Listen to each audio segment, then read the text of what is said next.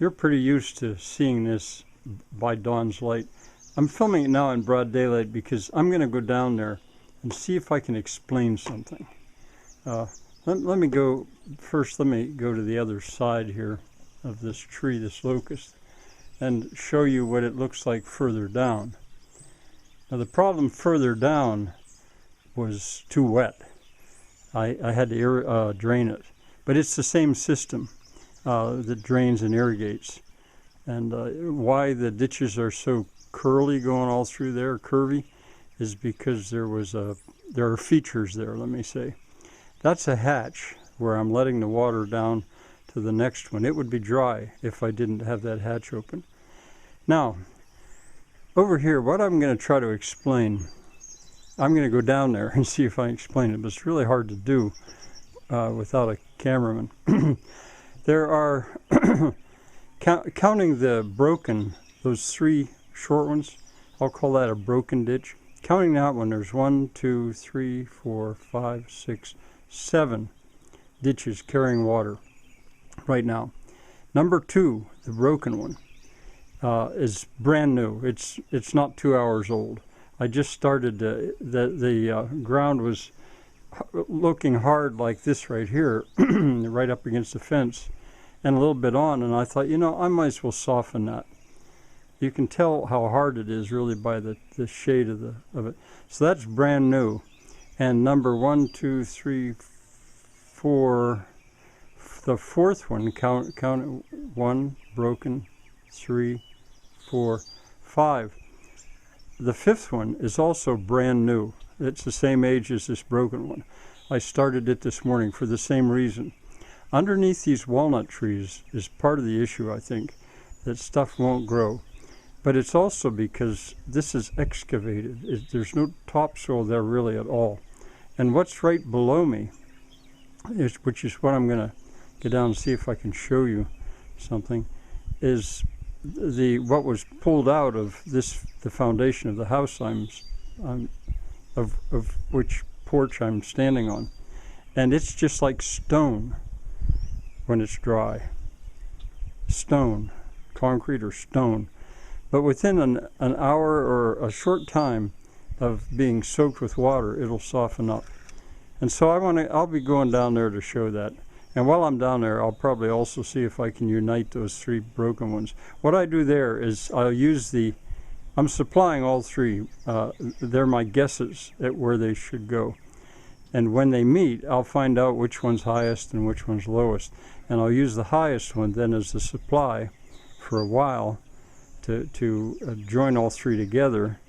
And then I'll probably use the lowest, or the 2 ends, to determine level, to get the high ones. I think the middle one's the high one, to get the high one down so it'll all be one. That's what I did this morning with that 7, 6, 5, fifth ditch. Okay, I'm down on my, I just learned a word for it, set of ditches. I'll think of it maybe. And let's start by taking a look at these brand new ones. That one right there is only about 2.5 hours old, and up there's the broken one. And where I'm standing, I'll wheel around here to show you just how sterile this ground is if it's unirrigated. But I'll be back here in just a moment to show you something I want to teach you about this. Okay, here I am at the broken ditch. What I'm going to do is scratch this. And the reason this is tedious for me is because I've got to hold the camera and try to use the hoe with one hand. But you can see, I think you can see, that it's soft where it's been wet, but then it gets hard. So I'm going to scratch the ends of each one of these and then give it time to soak. I'll show you in a minute. Okay, here I am at the other end of the 3 broken pieces. I don't know, there's no vocabulary that I know to use, so I'm creating my own, not in English anyway. I opened that hatch a little bit more so this supply would be a little stronger, which it is. And while I've been talking, this closest break and the second break have joined. So that'll soften good. Now the first one, I'll go back there, and I've done the same to all of them. See, what I'll do here now is, given a little bit of time to soak, I'll scratch this. And see, I say scratch because the corner of my rounded hoe from where can barely, well, especially over there, here it can scratch it a little bit.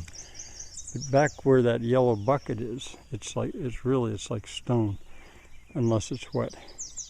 So I'm going to work my way back, and I'll scratch the ends again, and probably before I'm done down here, I'll have all three of these united, and we can watch them take a look at what they look like from up there on the porch. So now I'm looking east again, and there's those first two breaks united, and this first break is what I'm calling these. I've scratched, and you can see the water supply is adequate, and I would say I might be able to get them joined before I'm done down here. But now I'm going to turn my attention over to this spot where the harder thing to teach is there. What I've done is, see, I hit the tree. This upper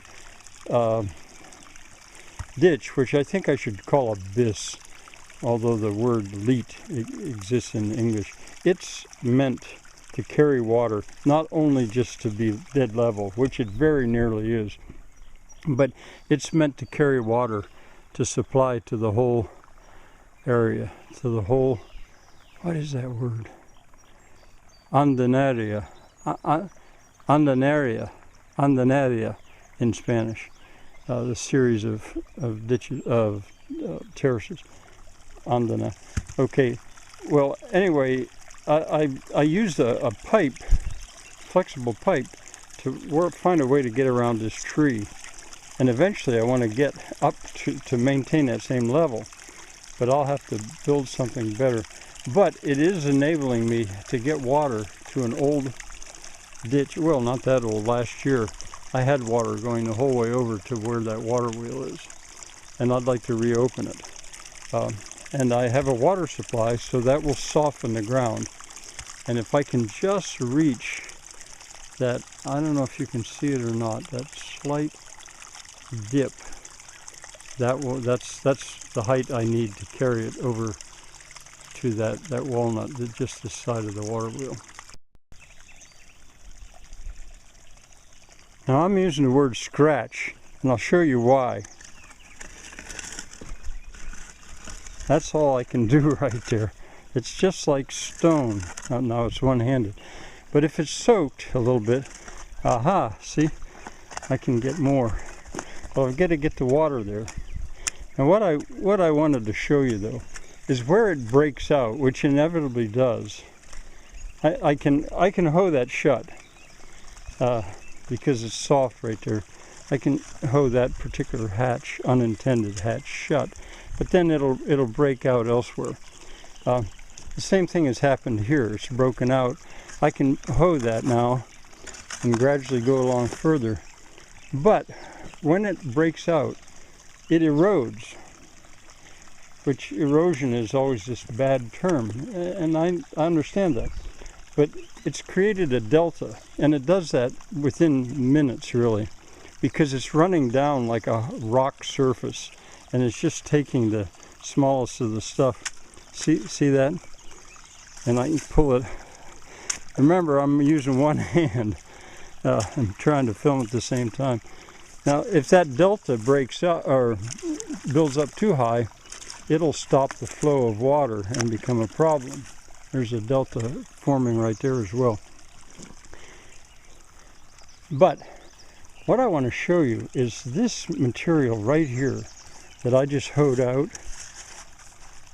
If I take it up there and use it as a dam to stop those breakouts, that works better than trying to hoe it, at least at first. So I'm going to do that for a while and then show you the result. Possibly if I show you from this angle, you'll better understand. Not so much what's going on the right. You probably do understand that. Well, you may understand this all, but the part that I have to use a hoe to show. There, do you see all this that's broken out because it's been running downhill instead of dead level? And I just cleaned this. I mean, it'll run, and all the tiny stuff that's on the surface, it'll carry it down and it'll deposit it in the ditch.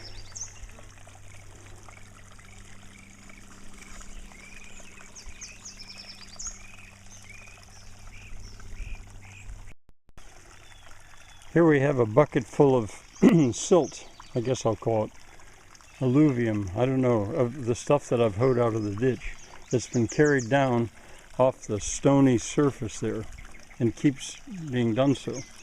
Now I'm going to carry that up there, you know, a total of about 5 feet uphill, and build my little dams to try to get that water to where I can actually use the soil that's there to work with it. All right, second bucket, and it's about to break out again here. It will, you know, but those are easily patched. But look here, it's gaining, and this is a high spot. If I can get over that high spot right there and scratch my way to a little bit more of an indentation, I'll have it made.